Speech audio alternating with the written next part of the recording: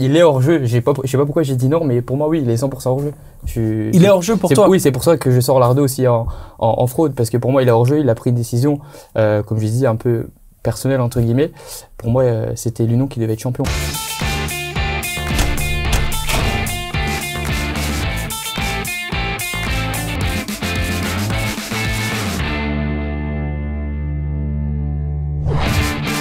Parler ballon sérieusement sans se prendre au sérieux, c'est toujours mieux, c'est la dernière de l'année, c'est l'émission bilan aujourd'hui et c'est avec un immense bonheur que je vous accueille avec un invité relativement spécial, très spécial même parce que c'est le patron, c'est le boss du Sporting Charleroi. L'année dernière, il était venu conclure la saison du Clubhouse avec nous.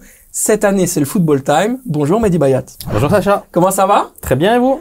Très bien. Je suis content que tu sois là dans ce nouveau format pour discuter un peu avec nous. Puis comme la dernière fois, avoir ton regard un peu sur la globalité de ce championnat, de ce que tu penses, qu'est-ce que tu ressens au fond sur tout ce qui se passe. Mais on va en parler juste après parce que forcément, je dois accueillir mes chroniqueurs aussi piquants que délicieux. On va commencer par Xavier. Comment ça va? Oh, ça va pas mal ici pour la dernière de la saison tout simplement. La dernière de la saison et puis derrière il y a plein de choses qui arrivent évidemment. On a l'Euro, on va vraiment bien s'amuser, on va vous emmener là dans une aventure avec nous et surtout on va parler beaucoup de ballon avec notamment Thomas qui est d'ores et déjà chaud. Salut Thomas. Salut, content d'être ici. On a connu une dernière journée de Pro League un peu fou, surtout pour moi parce que j'étais à Courtrai puis je suis parti à Bruges, donc j'ai fait les deux matchs sur la même journée. C'était très mouvementé, mais on a vu un club qui reste en D1 et un club champion, donc au niveau expérience c'était top. Voilà, et le City Group n'aura pas un club qui monte en JPL pour le moment. Thomas le bourlingueur, évidemment, toujours à la recherche des différents terrains. Très content que tu sois avec nous mon cher Thomas. Et puis donc on va forcément poser la première question. Mehdi, on demande toujours comment ça va, mais moi j'ai envie de te demander vraiment comment ça va vraiment, Mehdi? Ça va bien. Ça va mieux en tout cas peut-être, c'est comme ça que... C'est comme ça que je le perçois. Et je le comprends, ça a été une année compliquée. Ça a été une année très difficile parce que... Et ça a commencé en fait à la première journée de championnat avec ce penalty qui n'en était pas un pour notre premier match à domicile, en plus dans un match à huis clos où finalement on doit gagner et on fait un match nul contre Louvain. Et j'ai l'impression qu'on a traîné en fait cet esprit, ce négativisme un petit peu de ce qui s'était passé à travers ce match pendant longtemps. On a mis du temps à aller chercher cette première victoire et finalement on s'est très vite retrouvé enlisé dans un format de compétition extrêmement compliqué avec ces playdowns qui amènent de la crainte, de la peur, qui amènent du stress négatif et malheureusement on s'est enlisé et puis beaucoup de choses ont fait qu'à certains moments, on a cru que de nouveau c'était reparti et puis malheureusement, on s'est retrouvé dans ces playdowns et c'est à ce moment-là où un changement était absolument nécessaire et c'est peut-être le seul bien à travers tout le mal qu'on a vécu cette saison, l'arrivée de Rick 2000 qui a réellement métamorphosé cette équipe, qui a redonné de l'envie, du dynamisme, on a revu du beau football, on a vu une équipe qui prenait du plaisir, qui a joué dans un schéma tactique complètement différent. Il a osé faire ce que on n'a pas osé faire avant. Et il a bien fait. Et donc finalement, cette saison se termine bien. Alors je vais pas dire qu'on doit être fier d'avoir gagné la compétition des losers, il n'y a pas d'autre mot, hein, c'est ce playdown. Non mais faut être honnête, c'est effectivement une compétition compliquée, mais il fallait quand même sortir la tête de l'eau. On a montré qu'on n'avait pas notre place dans cette compétition et à chaque fois qu'on jouait contre une équipe, ils me disaient « Ah mince, finalement on aurait préféré que Charleroi soit pas dans ces playdowns. Ça aurait été peut-être mieux pour nous. » C'est les dirigeants de Molenbeek, Courtrai, Eupen qui m'ont dit ça. Bon voilà, on devait pas être là, on l'a été et finalement on s'en sort pas si mal. Donc voilà. Ouais, plutôt pas mal. J'aurais une question notamment via ça, mais je veux parler de toi. Comment tu fais pour te challenger comme ça? T'es là depuis 2003, le même club, plus ou moins toujours les mêmes responsabilités. Enfin, tu es monté en puissance au fil des années, il y a pas de souci, mais tu es quand même dans la structure sportive. Comment tu fais pour aller chaque fois chercher les ressources en tant que dirigeant d'entreprise, en tant que manager, pour toujours te challenger en disant « Allez, cette fois-ci, je vais la refaire. Cette fois-ci, je vais la refaire. C'est bon. Je vais m'élever, je vais continuer à faire monter le truc et tout. » À un moment donné, tu as peut-être aussi envie d'ailleurs, quoi. Oui, après bon, c'est un métier pour lequel il faut être absolument passionné. Et je pense que ça fait partie du secteur d'activité. Je pense que les personnes, les présentateurs, animateurs, journalistes, supporters, et dirigeants, je dirais, c'est un peu tout le microcosme du football qui est passionné, chacun à son niveau. Et je pense que à mon niveau à moi, évidemment, ma passion ne me quitte pas. Et puis surtout, après, comme tu viens de le dire, passer plus de 22 ou 23 ans à Charleroi, j'ai envie de continuer maintenant pour pouvoir sortir à un moment donné, parce que je vais sortir à un moment donné, mais en tout cas faire en sorte que la situation soit pérenne, stable, et que le jour où je quitte le Sporting de Charleroi, je puisse dire que voilà, j'ai laissé une empreinte positive pendant toute une période. Mais c'est ça qui te drive. C'est ce truc de dire j'ai envie de laisser un héritage. Ah bah très clairement, je pense qu'il y a le fait de pouvoir laisser un héritage, il y a aussi le fait que je suis réellement attaché à la ville, à la région. C'est-à-dire que tu sais, j'ai 45 ans aujourd'hui, j'ai passé les 22 premières années de ma vie dans le sud de la France et les 23 suivantes en Belgique et surtout à Charleroi. Faut aimer la pluie. Donc il faut effectivement, oui, il faut. C'est violent le changement. Ah ouais, non, mais changement climatique, oui, on va dire aller climatique pour pas dire autre chose, mais c'est clairement quelque chose qui me pousse aujourd'hui à vouloir aller au bout du process dans lequel je suis rentré et pour lequel je suis évidemment très engagé. Faire en sorte aussi que Charleroi puisse briller, parce que je pense que le Sporting de Charleroi est peut-être un des premiers ambassadeurs de la ville. Donc quand on réussit, les choses se passent bien. Quand ça va moins bien, bah évidemment, je sens que ça heurte, ça fait moins plaisir. Hein. Ça a été une année difficile pour tout le monde à Charleroi. Hein. Je trouve qu'on voyait vraiment un peu les têtes qui étaient plus basses. Il y a eu pas mal de tensions, moi-même avec les supporters. Ça fait pas plaisir, évidemment. Tu sais, quand on est là et qu'on se donne. Non, mais c'est quasiment chaque année que t'as des tensions avec les supporters, Mehdi. C'est pas cette année, moi j'ai pas l'impression que c'est nouveau, c'est un marronnier. Une fois par an, il se passe quelque chose avec les supporters et toi, quoi. Je veux dire, ils ont peut-être besoin à chaque fois de taper parce qu'ils ont peut-être le besoin de taper sur le clou pour leur propre avis et leur propre truc, hein. Ça les regarde, mais. Ça, c'est pour moi, je pense vraiment un problème sociétal dans le monde du football. Ça veut dire qu'on se rend compte, et c'est pas qu'en Belgique d'ailleurs, on l'a vu ailleurs, les supporters ne veulent plus se contenter d'être des supporters. Ils veulent être des acteurs, ils veulent pousser nos projets sociaux. Oui, mais alors, il faut le faire jusqu'au bout. Ouais. Mais le problème, c'est qu'on a des supporters aujourd'hui qui ne sont pas, je dirais, dans les mêmes cas de figure que d'autres clubs où ils sont, en proprement dit, des actionnaires. Ouais. Parce que c'est comme ça qu'il faut l'appeler. Dans certains clubs, c'est le cas. Et ensuite, c'est à eux d'élire des personnes qui les représentent et ensuite de faire confiance. C'est un peu le même principe que je dirais quand on peut élire un gouvernement et dire voilà, on le fait confiance ou alors on peut le critiquer. Là, ici, le problème qu'on a, c'est qu'on est dans des structures de société privées.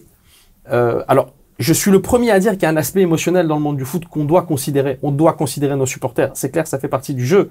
Mais de là, après avoir des supporters qui veulent devenir en fait des décideurs, c'est-à-dire qu'ils veulent dire voilà, vous devez faire un tel, vous devez faire ci, vous devez vous séparer de telle personne ou telle personne. Moi, je l'ai dit, ça fait maintenant un peu plus de 12 ans qu'on a repris le Sporting de Charleroi, en tout cas que j'en suis l'administrateur délégué, donc j'ai le pouvoir de décision. Je ne peux pas, jamais, je ne peux laisser, je dirais, l'opinion publique ou la pression des supporters me pousser à prendre des décisions. Si à un moment donné ça arrive, je dois arrêter tout de suite. Parce que on peut pas. Nos décisions doivent être réfléchies, elles doivent être sensées. Il y a beaucoup de choses. Et puis, il y a énormément de choses que les supporters ne comprennent pas. Ils ne veulent pas le comprendre.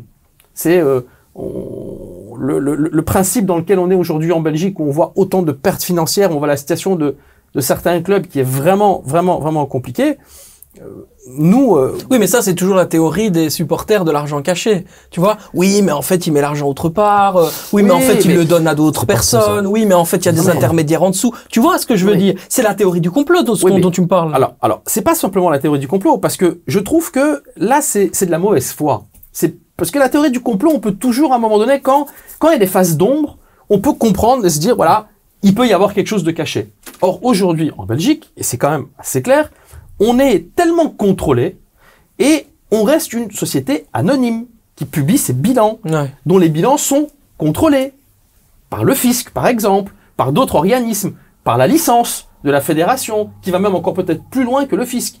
Et donc, ce que je veux dire, c'est que aujourd'hui, il n'y a plus de place pour pouvoir créer des zones d'ombre qui pourraient à un moment donné donner le sentiment qu'il y a la théorie du complot, ils font ci, ils font ça. Tout est publié, tout.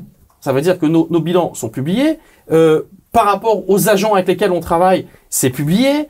Ça va à la fédération, qui est contrôlée, qui est vérifiée. Notre banque nous contrôle aussi. Je veux dire, on est tellement contrôlé par tout le monde qu'aujourd'hui, il n'y a pas de place pour tout ça.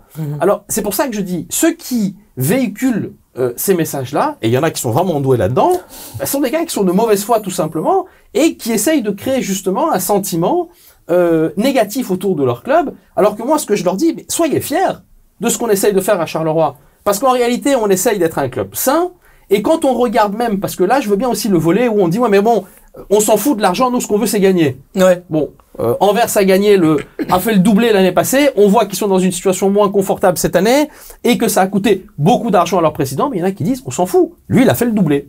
Alors, moi, j'ai un autre principe de fonctionnement, qui est celui de dire, on doit essayer d'avoir un équilibre sportif et financier, et quand on regarde les résultats sportifs de Charleroi sur les 10 dernières années, pas sur 1 an, 2 ans, parce que je dis, faire un bilan sur une année, bon, c'est facile. Sur 5 ans, c'est la moyenne avec laquelle la Pro League détermine le classement pour les droits télé. Moi, je dis prenons même sur les 10 ans. Et sur 10 ans, le Sporting de Charleroi est le 7e club du pays, sportivement.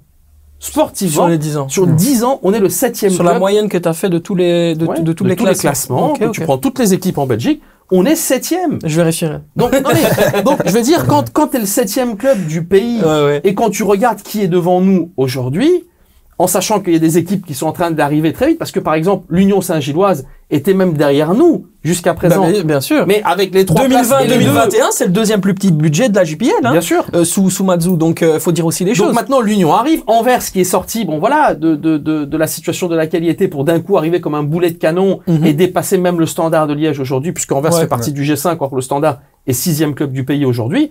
Donc voilà, c'est tout ça que je dis. Je pense qu'en étant 7e et en dégageant les bilans qu'on dégage sur ces dernières années, on peut quand même, voilà. Qu'est-ce que là? Je veux dire qu'on travaille bien. Oui, non, mais c'est intéressant ce que tu dis, parce que moi, je vais aller dans le prolongement et quelque part un peu les résultats de tout ça. Il y a un nouvel investisseur qui est au club, un Américain, David Elmer. On a vu une lettre, il a écrit des choses, il a dit des choses, etc. Concrètement, cet été, ça se passe comment? Qui décide du mercato? Comment ça se passe? Qui fait les choix? Alors, il faut être clair là-dessus. Ça veut dire que David Elmer est quelqu'un d'exceptionnel. Donc, on a, c'est un très bon transfert en réalité. Parce qu'on aurait pu avoir aussi on aurait pu tomber sur quelqu'un d'autre. Et c'est un choix qui a été fait. C'est-à-dire qu'on s'est choisi. David a décidé d'investir au Sporting de Charleroi, et moi j'ai décidé de lui vendre des parts. D'accord. Donc c'est quelque chose c'est un choix qui a été fait de part et d'autre. Mais toi, c'est quand même étonnant. T'as décidé de lâcher un peu de pouvoir. Quand on sait que tu aimes quand même asseoir pas dire ta domination, mais asseoir ta présence au club et te respecter en tant que tel, le fait que t'aies décidé de donner une partie du pouvoir, moi, ça m'a étonné. Ben, j'étais même plus loin que ça en réalité. Parce que, en fait, on a une croissance fulgurante au Sporting de Charleroi. Quand on regarde le club par rapport à sa situation en 2012 lorsqu'on l'a repris, faillite virtuelle, on l'avait déjà dit, on avait 6 ou 7 millions de chiffres d'affaires à ce moment-là. Maintenant, on tourne entre 25 et 30 millions de chiffres d'affaires de manière récurrente. Donc, c'est un autre club. Et on a réussi à le faire grandir. On a redonné aussi de l'ambition à nos supporters, parce que je rappellerai quand même, et j'ai l'avantage d'être à Charleroi depuis plus de 22 ans, donc je sais exactement qu'est-ce qu'on a fait sur les 22 dernières années. Évidemment. Et avant qu'on reprenne le club, on était plus habitué à jouer le maintien et à fêter le maintien chaque année que finalement à jouer le top 6 comme on l'a fait très régulièrement depuis la reprise du club. Et en fait, dans la situation dans laquelle on était, à un moment donné, quand on a une croissance comme celle qu'on a eue, la banque, tout le monde dit à un moment donné, bon, c'est plus une petite société. Le Sporting de Charleroi aujourd'hui qui emploie l'équivalent de presque 100 temps plein et qui fait un chiffre d'affaires, comme je l'ai dit, de l'ordre de 25 à 30 millions, bah, il faut qu'on regarde un petit peu comment ça fonctionne. Et donc, qu'est-ce qu'on a fait? On a fait un audit très poussé avec une société bien renommée et spécialisée dans ce genre d'activité. Et ils nous ont dit de manière très claire, on a eu les résultats il y a à peu près 2 ans, attention, ce que vous faites à Charleroi est exceptionnel dans le monde du foot, lorsqu'on compare avec les autres équipes, mais par contre, il y a trop de dépendance envers une personne. Cette personne, c'est votre administrateur délégué. Et donc, vous devez absolument faire attention. Si vous voulez, en termes de gouvernance, avoir une structure qui vous permet de pérenniser l'avenir du Sporting de Charleroi et faire en sorte que demain, si jamais votre administrateur délégué se fait écraser par un bus, qu'est-ce qui se passe? Il y a trop de dépendance. Ok. Et donc, c'est à ce moment-là qu'on a commencé déjà à travailler sur le fait de faire en sorte qu'il y ait moins de dépendance. Et c'est un choix, une volonté très claire de ma part. Parce que c'est ma responsabilité. Et puis en même temps, lorsque j'ai vu la conjoncture économique dans laquelle on est aujourd'hui dans le monde du foot belge, et d'ailleurs je dirais même ailleurs, je me suis dit c'est peut-être le moment d'ouvrir le capital du club, parce que pour moi en tant qu'actionnaire principal du club, assumer à un moment donné des risques, quand on voit la conjoncture dans laquelle on est, je me suis dit, c'est faire aussi prendre un risque au Sporting de Charleroi. Mhm. Mais donc, qui dit partager le risque, dit évidemment aussi Partager le pouvoir. Le pouvoir, Ouais. très clairement. Et c'est là où je dis que j'ai été encore plus loin, parce qu'aujourd'hui, vraiment, on est en train de mettre en place une gouvernance comme ça doit l'être dans toute grande société, avec un conseil d'administration, un comité de direction et ainsi de suite. J'ai la chance de siéger et dans le conseil d'administration en tant qu'actionnaire et en tant qu'administrateur délégué, et surtout de chapeauter le comité de direction en tant qu'administrateur délégué. Mais donc, si vous n'êtes pas d'accord, toi et David, en conseil d'administration, c'est qui a le dernier mot? Ah ben, il y a 4 voix. Parce qu'on n'est pas seul, on n'est pas que tous les deux. Il y a Fabien Debec Fabien Debec également. Pierre-Yves Hendricks qui est là. Pierre-Yves est dans le conseil Ouais, tout à aussi. fait. Pierre-Yves est aussi dans le conseil d'administration et David Elmer. Et donc, ça veut dire qu'à un moment donné, si on n'est pas d'accord, ben, il y a 4 voix. Et donc, je peux même aller plus loin. Si à un moment donné, le conseil d'administration décide de retirer les pouvoirs de l'administrateur délégué que je suis, ils peuvent tout à fait le faire. Je resterai actionnaire, mais je ne serai plus administrateur délégué parce qu'ils auront jugé à un moment donné que j'ai plus les compétences pour le faire. D'accord, ok. Et contrairement à ce qui était fait à l'époque, et c'est un peu une nouveauté parce que, et c'est vrai, j'ai fait grandir le club et j'en étais l'actionnaire principal et ainsi de suite, donc ça veut dire qu'à un moment donné, je me contrôlais moi-même. Aujourd'hui, on a vraiment mis en place un process de gouvernance au niveau de notre conseil d'administration pour contrôler le travail de l'administrateur délégué. Mhm. Et de dire, voilà, en fin de saison, bah, est-ce qu'il a fait, qu'est-ce qu'il a fait de bien, est-ce que ça a été mal fait, est-ce que ça s'est bien fait, pas bien fait, et ainsi de suite. Et donc, c'est des choses qui n'existaient pas avant, mais que j'accepte totalement, parce que c'était ma volonté de le faire déjà depuis un certain temps. Thomas, comment tu revois cette situation du Sporting Charleroi cette saison? Et est-ce qu'il y a des choses qui t'inspirent que tu demanderais peut-être à Mehdi? Bah déjà, j'adore la transparence parce que maintenant, on sait un peu comment ça fonctionne au sein du Sporting de Charleroi et je pense que beaucoup de supporters auront besoin, ils seront peut-être contents de vous écouter, d'entendre ce que vous avez dit. Mais moi, je trouve que c'est un truc qu'on a déjà dit tout au long de la saison. Enfin, surtout mon avis personnel, je trouve que les supporters de Charleroi, ils sont très exigeants avec la direction parce que je trouve quand on regarde, comme il disait Mehdi, les résultats sportifs au cours des 10 dernières années ont été quand même assez bonnes. Mais je pense que le fait que Charleroi ait connu plusieurs fois les playoffs 1 pendant quelques années de suite, ils ont été habitués à ça et ils veulent toujours plus et ils ont oublié ce que Charleroi était par le passé et je trouve qu'ils sont beaucoup trop exigeants. Et pour juste, je termine juste par rapport au mercato qui a été fait donc la saison dernière et la saison d'avant. Je maintiens ce que j'ai dit depuis le début de saison. Je pense que Charleroi a vraiment le noyau pour aller beaucoup plus haut cette saison. Et je trouve que le mercato n'a pas été mauvais. Au contraire, je pense que la qualité du noyau est vraiment présente. Mais je pense que c'était peut-être le choix Mazou qui n'a pas été le meilleur au moment où il fallait prendre un nouvel entraîneur. Et on va continuer sur cette dynamique des transferts avec parole de supporters. Bien sûr, on vous a posé la question, tout simplement, si vous aviez des demandes à faire à Mehdi Bayat, quelles seraient-elles? Et on démarre avec Anthony Mariage qui nous dit, compte-t-il effectuer des transferts avant le dernier jour du mercato ou n'a-t-il pas compris son erreur concernant cette saison? J'espère également que Mehdi sait qu'il nous faut absolument un buteur et en liquider certains. Allez les zèbres. Qu'est-ce qu'on répond à ça, Mehdi? Alors, en liquider certains, je pense que, alors même si j'aime pas trop le terme, mais ça s'est fait un peu naturellement parce qu'on a quand même beaucoup de joueurs qui étaient fin de contrat. Ouais. Donc on était vraiment à la fin d'un cycle et je suis content parce que ça va nous permettre de recréer quelque chose de nouveau. Il y a presque 10 joueurs qui naturellement quittent notre effectif et il nous reste, je dirais en grande partie, notre noyau quasiment qui a joué les playdowns et qui les a bien joués. Quasiment tout ce noyau est là et sous contrat. Et donc maintenant on va bâtir là-dessus pour aller plus loin. Alors évidemment qu'on va faire le maximum pour avoir un maximum de joueurs dès la reprise le 18 juin, je l'ai dit d'ailleurs, mais je suis pas magicien. Ça veut dire que il faut être déjà logique sur un point, le mercato n'est censé commencer qu'à partir du 1er juillet. Or, on reprend les entraînements le 18 juin. Donc, on va faire le maximum pour pouvoir faire en sorte qu'il y ait un maximum de joueurs à ce moment-là. Mais après, on va tout simplement... Elle s'ouvre pas un petit peu plus tôt la fenêtre?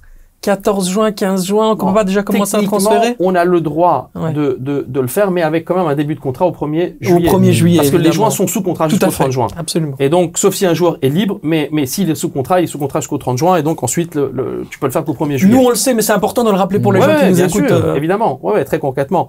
Et donc, aujourd'hui, on va faire le maximum, mais comme on a toujours fait à Charleroi, ça veut dire que nos transferts, vous savez, on n'a pas la même maille financière que d'autres clubs, donc on doit être plus smart,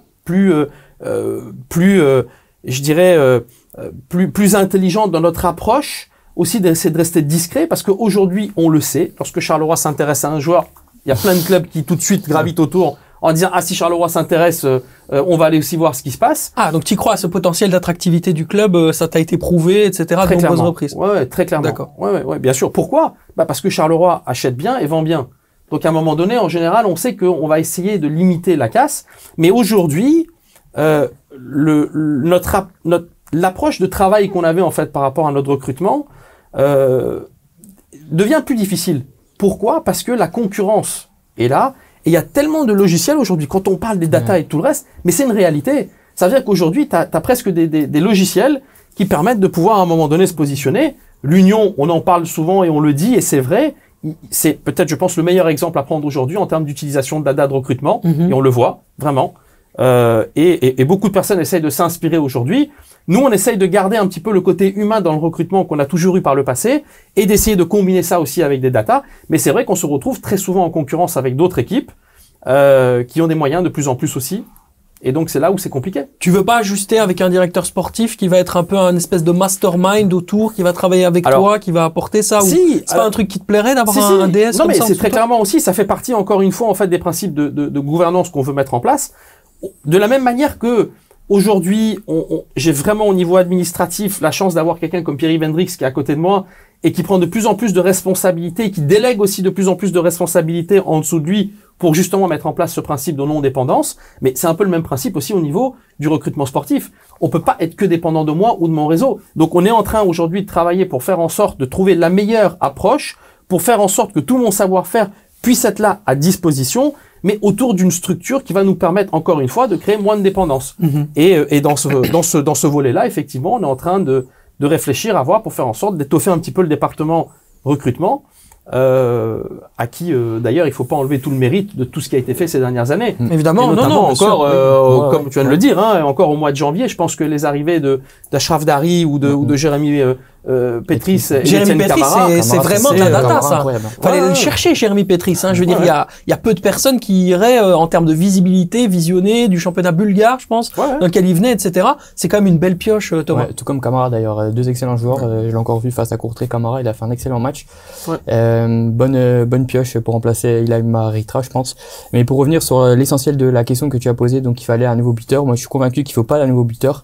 Je pense qu'il y en a 5 dans le noyau de Charleroi et je suis persuadé que l'un des 5 pourrait potentiellement être un vrai buteur. Tu crois en qui? Youssouf Silla? Moi, c'est surtout Stulic qui me plaît, ouais.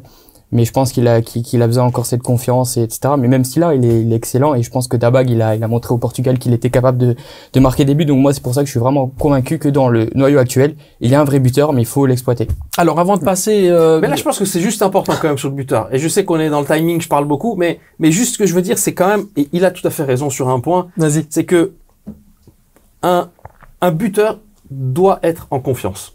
C'est le principe même. Et c'est pour ça qu'en général, un buteur, lorsqu'il commence à marquer, il reste dans l'effectif, il part, et puis de temps en temps, il passe aussi par une phase où ça se passe un peu moins bien, et on l'a vu partout, et puis ça repart en général quand on lui laisse la confiance. Le problème qu'on a à Charleroi, c'est qu'on avait effectivement trop d'attaquants dans le noyau, et qu'à un moment donné, quand les résultats n'étaient pas là, on a commencé à faire tourner. Et on n'a jamais réellement vraiment donné sa confiance à quelqu'un pour pouvoir le pousser à être bien.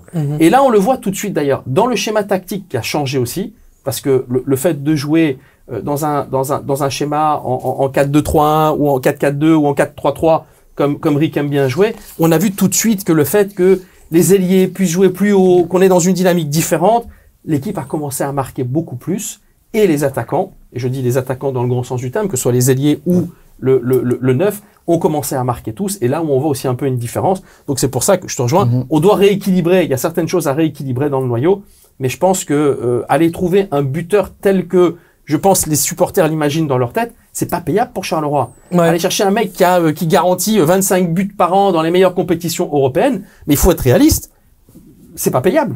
Ouais. Et avant de passer au moment fort de la semaine, j'avais juste une petite question parce que je l'ai faite ici en plateau. On a parlé de vous, de Charleroi et de la situation justement des relegation playdown. Est-ce que tu aurais préféré être dans la position du Standard et être sauvé en avril, quitte à ne gagner aucun match, comme ça a été le cas du Standard, ou vivre le stress d'une relégation avec les playdowns, mais te relancer, comme vous l'avez très bien fait, avec un nouvel entraîneur, une nouvelle énergie et surtout une série de victoires? Je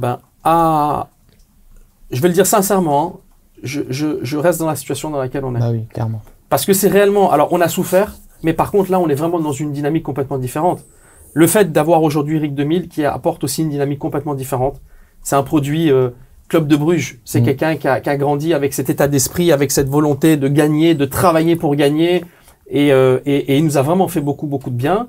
Et aujourd'hui, on peut repartir sur un nouveau cycle de 2 ans. Et je pense qu'effectivement, et ça me fait mal au cœur de le dire, parce que humainement parlant, j'aime Felice Mazou. Je l'aime vraiment du plus profond de mon cœur. C'est quelqu'un avec qui on s'est construit. On a eu 6 années exceptionnelles avec lui à l'époque à Charleroi. Mais malheureusement, on est arrivé à la fin d'un cycle avec lui aussi. Et il était pas bien. Il était tellement stressé, il était tellement malheureux. Et si on s'était sauvé, on aurait continué avec Felice. C'est-à-dire que si on s'était sauvé, si on était en Playoff 2, on aurait gardé Felice. Parce que, voilà, c'est comme ça. Or, aujourd'hui, c'est parce qu'on a été dans les playdowns et que la situation nous a amené à ce qu'elle était qu'on a décidé de se séparer de Felice. Je pense qu'il fallait le faire. Et que ça nous a permis de pouvoir repartir sur un nouveau cycle avec Rick. Et donc, c'est pour ça que, voilà. Mais de loin. Ça valait la peine. Oui, mais ça valait la peine, mais de loin, à la distance, tu parles du licenciement de Matsu. Moi, j'ai envie de rebondir sur un truc. Quelque part, on le sentait venir. Il y a un pion qui était proche de Matsu qui est parti, un autre qui était proche, dont on disait qu'il avait beaucoup d'influence sur les résultats, non pas les résultats sportifs, mais plutôt les choix de Felice Matsu qui est parti. Donc tout doucement, même c'est quelque chose auquel Felice Matsu devait s'attendre, le départ. Peut-être qu'il aurait pu le pressentir. Toi, comment tu lui as expliqué les choses? En fait, ce qu'il faut savoir, c'est que... Ça s'est passé comment, Non, mais en fait, j'ai tellement de proximité avec Felice, malheureusement, on peut pas toujours tout expliquer. Je veux dire, les gens ne voient pas ce qui se passe à l'intérieur. Mais toutes les décisions qui ont été prises, je les ai prises avec Felice. Je lui ai bien expliqué. On se parle beaucoup. On se parlait énormément. Je pense que j'ai passé le plus clair de mon temps, en fait, à soutenir Felice. C'était presque devenu mon quotidien. Parce que je le voyais tellement mal. Felice, il faut comprendre aussi une chose, c'est que c'est vraiment un enfant de Charleroi. Vraiment. Et dans sa tête, il était là en train de constamment stresser et de se dire, mon Dieu, je peux être l'entraîneur qui va peut-être amener Charleroi en D2. Et puis, c'est conditionné avec ce stress en permanence. Mais on peut pas en même temps lui en vouloir, tellement il aime le club. Mais par contre, pour être le capitaine du bateau, il peut pas. C'est-à-dire que c'est le signal qui est donné aux joueurs à un moment donné quand on est constamment stressé, ça stresse tout le monde. Et donc, moi, je passais mon temps à soutenir Felice, à arriver et dire, coach, ça va aller, on va faire ce qu'il faut.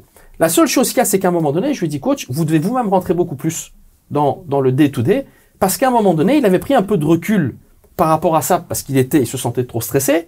Et malheureusement, une personne particulièrement qui avait pris beaucoup plus d'emprise sur le groupe vis-à-vis de lui, pour moi, n'est absolument pas compétent, mais vraiment pas. Cette personne, il n'est pas compétent pour pouvoir faire ce qu'il a à faire. Et donc, à un moment donné, j'ai dit, voilà, lui, il doit sortir, parce que vous devez reprendre votre place. Voilà, c'est pas possible. On peut pas laisser le bateau à votre adjoint qui sait pas comment piloter le bateau. Ça va pas. Et donc, c'est à ce moment-là que j'ai décidé effectivement de le pousser pour recréer quelque chose. Et voilà, malheureusement, à 10 secondes près, peut-être que ça aurait fonctionné. Parce qu'on a quand même fait aussi avec Felice quelques bons matchs avant la fin de la phase classique. Mais l'état d'esprit n'y était plus. Et donc, il fallait apporter ce changement. Et aujourd'hui, je suis vraiment content parce qu'avec Rick, on est en train de redessiner complètement quelque chose de différent. Alors, on passe maintenant forcément au moment fort de la semaine et je vais me poser la question à Xavier, ça va nous permettre aussi d'entendre ton point de vue là-dessus. Il y a une énorme polémique où cette fin de semaine, ce week-end avec le club de Bruges champion, oui, mais dans quelles circonstances? Alors la question, elle est très simple. Après avoir été chercher son 19e titre national ce week-end, le club de Bruges est-il un champion mérité? Moi, je trouve que oui. Donc ça peut être... en fait, il y a 2 points de vue. Pour ceux qui sont anti-playoff, anti-division de points par 2, tout ça, ils vont dire non mérité. Mais moi, j'ai envie de dire mérité dans le sens où, au moment important, au moment des playoffs où ils ont affronté que leurs concurrents directs pour le titre, ils ont répondu présent. Et un champion de Belgique ou d'Italie ou n'importe quoi qui arrive à battre tous ses concurrents directs, ou la majorité, puisqu'ils ont fait des super playoffs, à partir du moment où tu bats tous tes concurrents directs, pour moi, tu mérites le titre, tout simplement. Ok, mérité pour Xavier, Thomas. Je pense pas que c'est une question de mérite parce que certes le club de Bruges est champion et il mérite d'une manière ou d'une autre, mais on sait très bien que le plus grand méritant aurait été l'Union Saint-Gilloise par rapport à sa saison de la première journée jusqu'à la dernière. Malheureusement, le championnat s'est joué cette fois-ci durant les playoffs et c'est le charme de ces playoffs. Moi, je suis vraiment pour ces playoffs, donc j'aime beaucoup ce qui s'est passé parce que c'est vraiment improbable. Je pense que au début des playoffs, ils avaient 2% de chance d'être champions et au final ils sont champions, donc au final les statistiques sont pas très fiables, mais mais voilà, mais oui, c'est mérité, mais le plus méritant c'était l'Union Saint-Gilloise, ça il y a pas de doute. Le plus méritant c'était l'Union Saint-Gilloise, Mehdi? Sur la phase classique, oui. Ouais. Mais comme ça vient d'être dit, Il n'y a pas de vérité. Mais non, mais En play-off, il n'y a pas de vérité. On sait qu'on a une compétition assez particulière avec les play-offs. Et je pense qu'effectivement, le club de Bruges mérite largement, au vu de ses play-offs, d'être champion. Tout simplement. Il n'y a pas photo par rapport à ça. Je pense que finalement, et j'aime pas trop parler des autres clubs, c'est pas en tant que dirigeant, non, mais c'est pas bien, parce que là, je prends un rôle qui est pas le mien, mais je pense effectivement que le classement reflète bien la réalité. Ça veut dire que le club de Bruges est champion des play-offs, et donc forcément champion de la compétition. L'Union mérite largement cette deuxième place, et Anderlecht est à la place à laquelle il doit être aussi, à cette troisième place, tout simplement. Mais cette capacité alors là, je l'ai expliqué sur Twitter, mais cette capacité, je dirais, à se réveiller, à aller aussi mobiliser un homme sur lequel le club de Bruges ne comptait plus quand il était avec le club Next. Il y avait cette idée, cette pensée, on en avait parlé notamment avec Guillaume Gillet la semaine dernière dans l'émission, de le virer, de le limoger. Il devait partir du club Next, Nicky Hayen. Aujourd'hui, il est l'homme qui a instauré cet effet nouveau, cette espèce de vent de fraîcheur. Il a amené ce titre-là. C'est quand même important. Il faut savoir trancher dans le dur, et le club de Bruges a su le faire, en fait, Mehdi. Oui, après, encore une fois, j'aime pas parler des autres clubs, mais quel destin aussi, destin pour Nicky La Hayen. vérité aussi, c'est que le club de Bruges a un fonctionnement très particulier de quel devraient s'inspirer beaucoup de clubs. Et dont on essaye un petit peu aussi maintenant de s'inspirer. Avec Rick, on veut justement mettre un peu un modèle. Il faut savoir qu'au club de Bruges, c'est une machine bien huilée. Il y a effectivement un entraîneur qui est le sélectionneur, qui est celui qui va à un moment donné donner la dernière touche finale, mais il y a tout un circuit dans lequel tout le monde travaille, et c'est vraiment huilé. Demain, ils peuvent changer autant d'entraîneurs qu'ils ont envie, la machine va toujours continuer à avancer comme elle le fait, et lorsqu'on regarde finalement cette année... Donc c'est pas une histoire d'homme, c'est ça que tu es en train Je ne d'expliquer. pense pas que ce soit qu'une question d'homme. Okay. Je pense qu'à un moment donné, il y a quelqu'un, effectivement, ça n'enlève rien au mérite de Nicky Hayen, vraiment. Mais je pense que c'est beaucoup plus, voilà, la machine qui à un moment donné était un peu enrayée, parce qu'il y a quelque chose qui ne fonctionnait peut-être pas. Et il suffit de voir, quand on regarde les matchs en phase classique du club de Bruges, mais combien de matchs est-ce qu'ils auraient dû gagner avec des expected goals hallucinants. Ça, c'est le nouveau nom à la mode. Non, mais c'est la vérité. Quand on regarde sur toute la saison, je crois que si on prend le classement, même en phase classique, des expected goals du club de Bruges, je crois qu'ils étaient pas loin, en tout cas, ils n'avaient pas 19 points de retard sur l'Union. Ça, c'est certain. Et donc, c'est ça que je veux expliquer, c'est qu'il y a eu une dynamique qui a été changée. Et ça, c'est la force des grands clubs. C'est que la machine, elle est là. Il y a quelque chose derrière. Et à un certain moment, voilà, ils ont fait ce qu'il fallait pour faire en sorte que les expected goals ne soient pas que des expected, mais que ce soit vraiment des goals, c'est tout. Voilà, c'est ça. Et alors, du coup, forcément, l'idée, c'est de s'inspirer de ça avec Rick Demille, qui a amené vraiment de belles choses aussi, mais qui était déjà un entraîneur de qualité à Bruges. C'est quand même quelqu'un qui était déjà respecté. Est-ce que tu l'aurais pas connu du côté du club Next, toi, Si, Thomas? exactement. Moi, pour y avoir travaillé pendant 1 an et demi, j'ai travaillé avec, je suivais tout le club Next durant toute la saison en D2. Donc, c'était l'entraîneur principal, une très belle rencontre, franchement, un homme hyper humble, hyper motivé. Il est hyper motivant pour ses joueurs. On l'a vu avec Charleroi, l'état d'esprit du groupe a complètement changé. C'est quelqu'un de vrai, un vrai flamand, un brugeois, et ça a vraiment marché pour Charleroi, et je l'espère. Et je l'ai pu croiser lors du dernier match aussi face à Courtrai.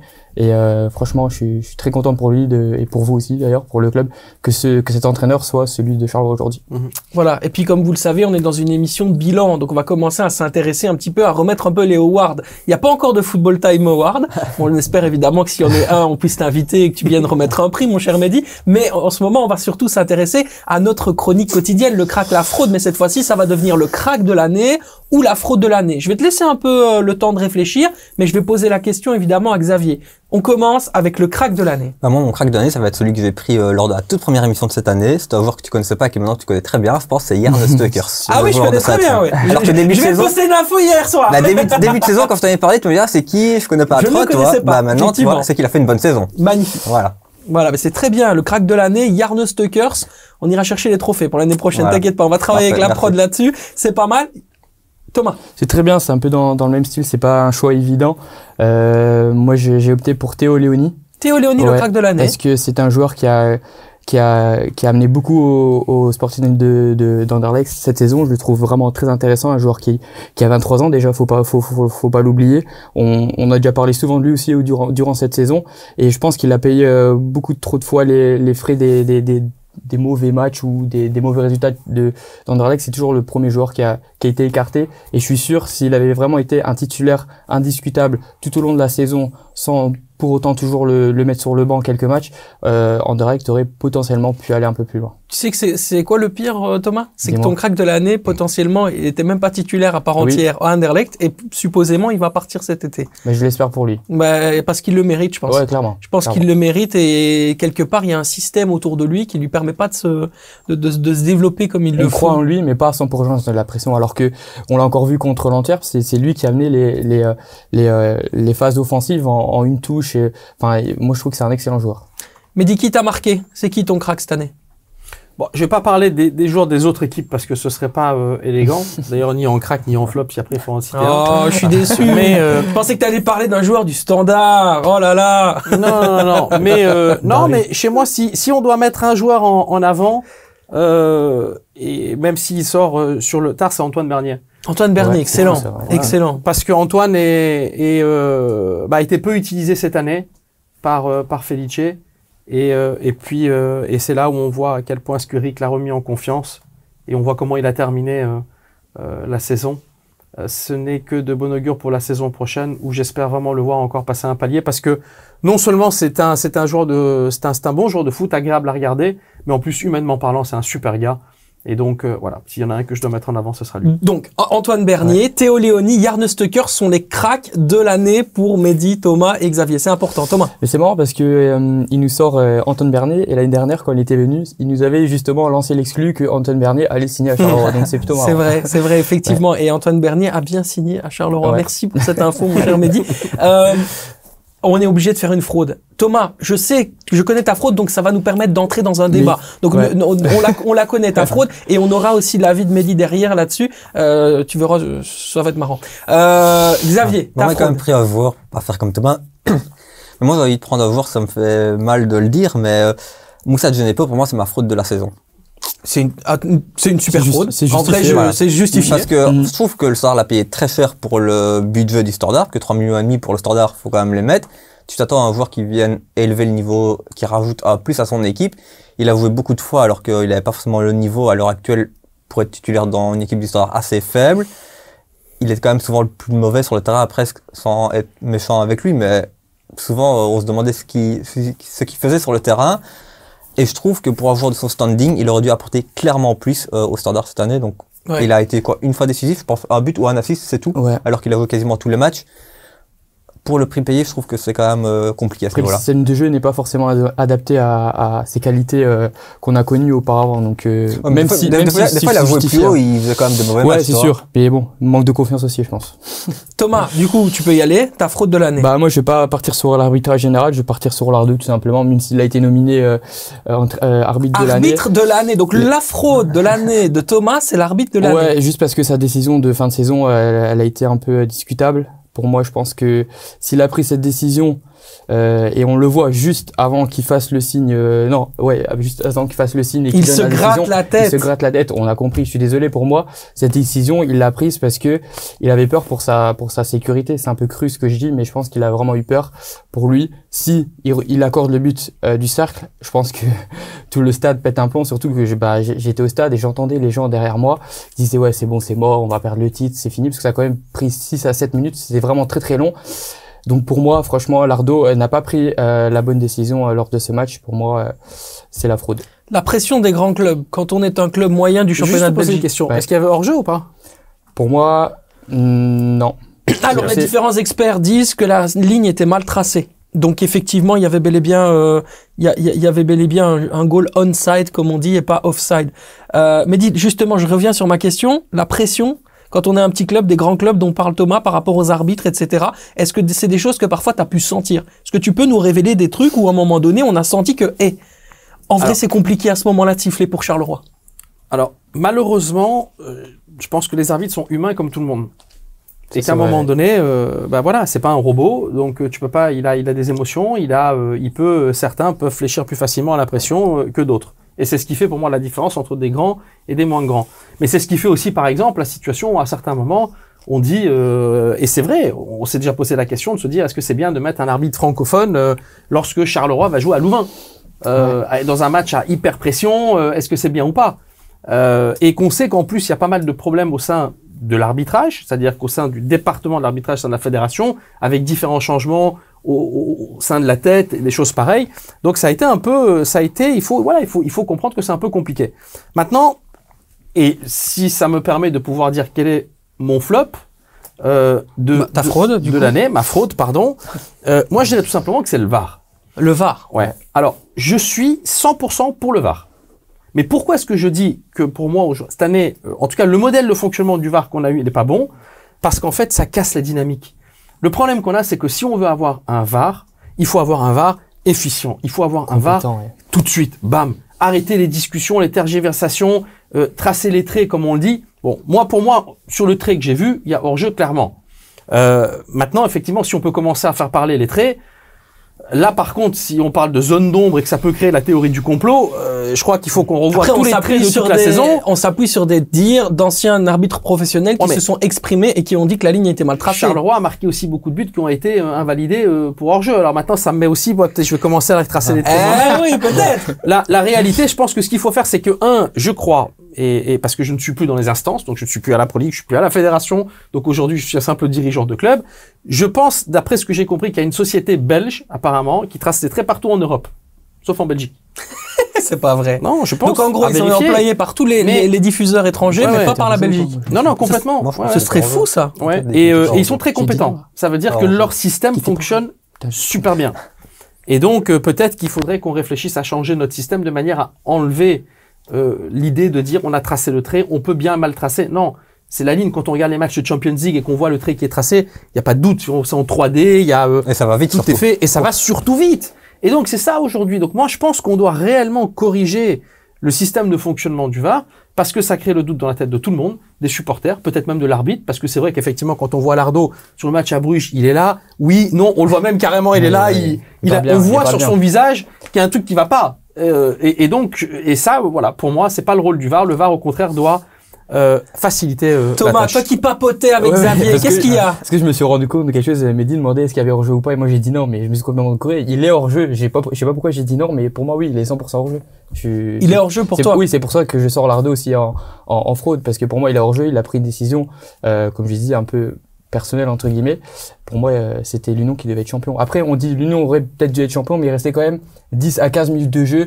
Donc peut-être que le club de Bruges aurait marqué le 1-0 s'il fallait. Mais on peut pas dire que le titre s'est joué juste à ça. C'est pas. Mais c'est pour ça aussi que je reviens sur ma question. Est-ce que le club de Bruges est un club, enfin, est plutôt un champion mérité?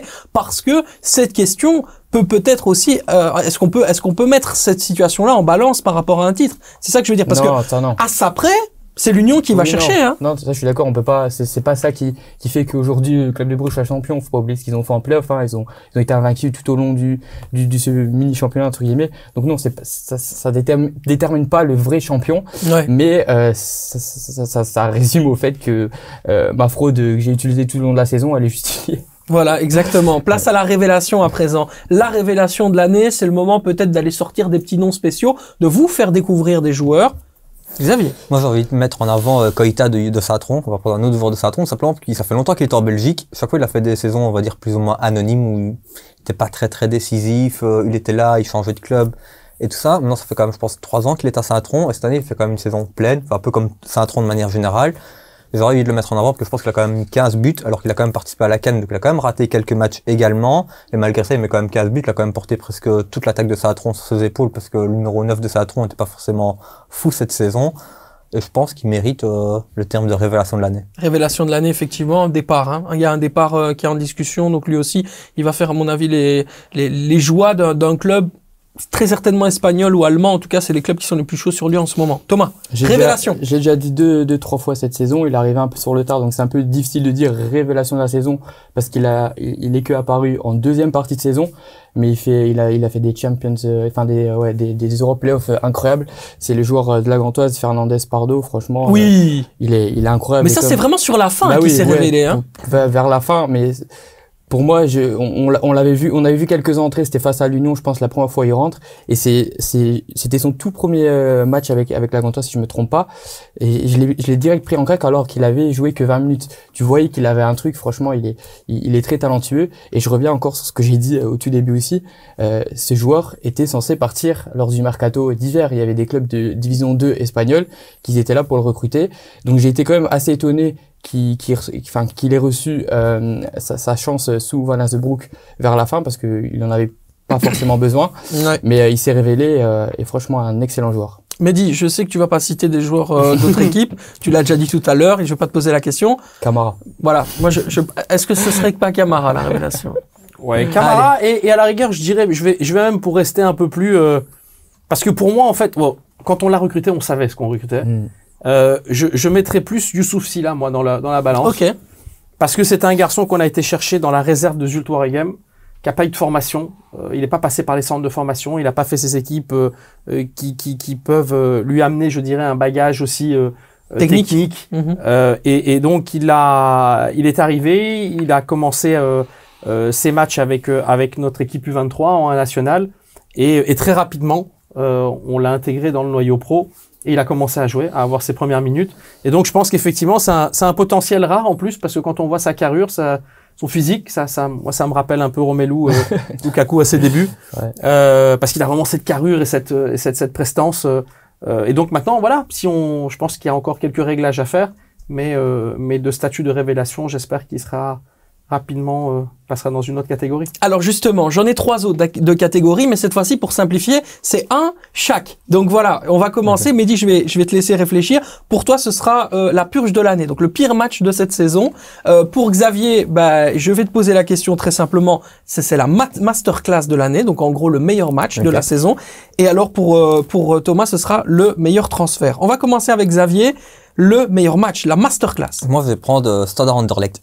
Dans le sens où, première mi-temps, on voit Anderlecht qui est complètement dominant par rapport au Standard. On se dit que ça va être 5-0, 0-5 pour Anderlecht facilement. Il menait 2-0 à la mi-temps, et puis après, il rentre au vestiaire, il recommence la deuxième mi-temps, et en 9 minutes, t'as le Standard qui met 3 buts dans un classico. Enfin, un retournement de situation. Extraordinaire. Incroyable. Et moi, je pense que c'est peut-être le match que j'ai préféré cette saison. Après, il y a beaucoup de matchs qui sont importants, qui sont beaux, mais tu m'as demandé d'en choisir un, donc alors, moi, j'ai pris celui-là. Non, mais t'as raison, parce que je suis assez d'accord avec toi dans la mesure où il y a une dramaturgie dans cette rencontre qui est absolument dingue. Il y a le 2-0, effectivement, du Sporting d'Anderlecht, mais surtout, il y a la possibilité de faire 3-0. Et cette fameuse main, encore une fois, qui est au sifflet, Monsieur Lardo, qui vient et qui décide de ne pas accorder ce 3-0, extrêmement bizarre, parce que franchement, pour le coup, le 3-0, il y était, et dans la foulée, le Standard qui sortit des vestiaires va chercher le 3-2 avec la tête de Karl Hufkens comme ça, tellement il ne revient pas. Voilà, on est dans un moment clutch. C'est incroyable, les émotions qu'on a vécues dans ce match-là. Alors, j'ai adoré, par exemple, le match Club de Bruges Union, mais je reviens avec Xavier, exactement comme lui. C'était unique, en fait. Ouais, c'était unique, mais si je pouvais en choisir un, j'aurais pris un match de Charleroi, mais malheureusement, vous l'avez perdu. C'était en Coupe de Belgique face à l'Antwerp. J'ai trouvé ce match incroyable. Je pense que c'était 0-2 pour Charleroi. Van Bommel a fait des changements tactiques. Enfin, ça allait dans tous les sens. Franchement, ce match, j'étais en live écrit. J'arrivais pas à suivre. C'était fou, ce match. Incroyable. Tu sais quoi, on va changer. Tu m'inspires avec les matchs. T'en as vu tellement. C'est quoi la purge de l'année pour Thomas? La purge de l'année, honnêtement, c'est bizarre à dire, mais j'ai envie de dire Club de Bruges, Cercle de Bruges.